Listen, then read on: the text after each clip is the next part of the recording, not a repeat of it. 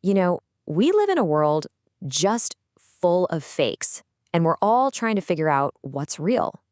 But imagine if getting it wrong could lead an entire nation to ruin. Well, for the ancient Israelites, that was the reality when it came to their prophets. So, how on earth did they tell the difference? Let's get into it. So, how did they do it? How could you possibly spot a fake when they looked and sounded so much like the real deal? Well, there wasn't some magic formula, but the Israelites did have 4 key tests to help them separate the divine from the just plain deceptive. And you gotta understand, the stakes were sky high.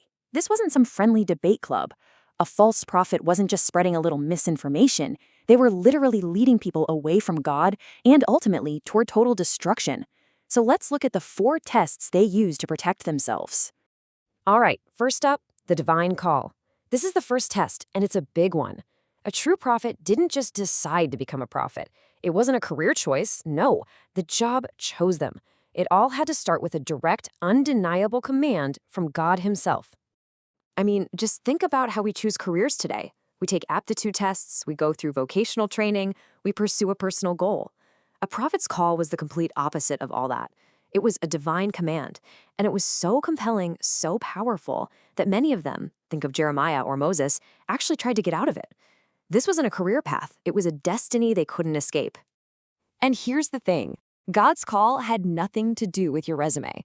He called Moses, who was this brilliant intellectual raised in the Egyptian court. And then he called Amos, a humble herdsman, a total outdoorsman. It just goes to show the only qualification that ever really mattered was God's choice. Okay, test number 2. This one's all about the message itself. A true prophet wasn't just a gifted speaker or a clever thinker. No, they were a divine messenger. And their words, well, they came directly from the Holy Spirit. You'll see this pattern over and over again. They'd use these phrases, this formula, like "thus says the Lord," to make one thing crystal clear. Hey, these aren't my words. These aren't my ideas. They were just the conduit for God's message. It even got to the point where God would sometimes speak directly through them, using the first-person I. And this wasn't just some intellectual exercise. Listen to how Jeremiah described it. He said this divine compulsion was like a fire in my bones that he simply could not hold in. This had nothing to do with public speaking skills. It was about being completely overwhelmed by the power of the Spirit, being forced to speak God's truth, even when the message was unpopular or downright dangerous. So, moving on to test number 3. This is a big one. It's all about method. Where did the prophet get their information? For the Israelites, there was a very, very bright line drawn in the sand between divine revelation and forbidden magic. See, for a true prophet, the channel was direct. The message came straight from God. Now, this was a totally radical idea back then. Most other religions in the ancient world were using all sorts of rituals, magic, and occult practices to try and contact their gods. But for Israel, it was the other way around. God's message came to the prophet. And the book of Deuteronomy lays it out plain as day. It strictly forbids things like sorcery, interpreting omens, or trying to contact the dead. So any so-called prophet who was messing around with these methods was immediately exposed as a fake. The source of the message had to be just as pure as the message itself. All right, our 4th and final test. This one, you might say, gets right to the heart of it all. Motive. Was this person speaking for God, or were they just in it for personal gain? This was often the clearest sign of all. So, what was the biggest red flag? It was something we could call professionalism, but not in the way we usually think of it. This was when a prophet was way more interested in getting paid than in speaking the truth. They were basically a voice for hire, and that meant their message could be bought. Think about it. A lot of these false prophets were basically on the king's payroll, and that creates a massive problem, right? A huge conflict of interest. They were constantly tempted to just say what the king wanted to hear, the feel-good stuff, not what he actually needed to hear. In the end, they were serving the king, not serving God. There's actually a great modern story that hits this nail on the head.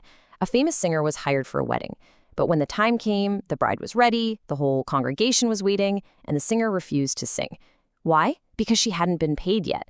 They had to rush a check up to her right there in front of everybody. For her, the money was clearly more important than the sacred moment. True prophets were the exact opposite. They spoke because God called them, not because some man paid them. So there you have it, the 4 biblical tests. But you might be thinking, okay, that's interesting ancient history, but what does it have to do with me today? Well, A lot, actually. More than you might think. And this is where we have to be really clear. There's a huge difference between the office of the prophet, someone who speaks new authoritative words from God, and the call to live a prophetic life. That specific office is closed, the biblical canon is complete. But the call to live prophetically, that's for every believer. It means fighting for justice, caring for the poor, and boldly living out God's word in our world. So, at the end of the day, we're not exactly scanning the horizon for Old Testament-style prophets. But we are surrounded by voices, right? Experts, influencers, you name it, all telling us what to believe and how to live. So the question becomes, which ones can we actually trust? By applying these same ancient principles, by examining the call, the message, the method, and the motive, we can get a whole lot better at discerning the true voices from the noise in our own world.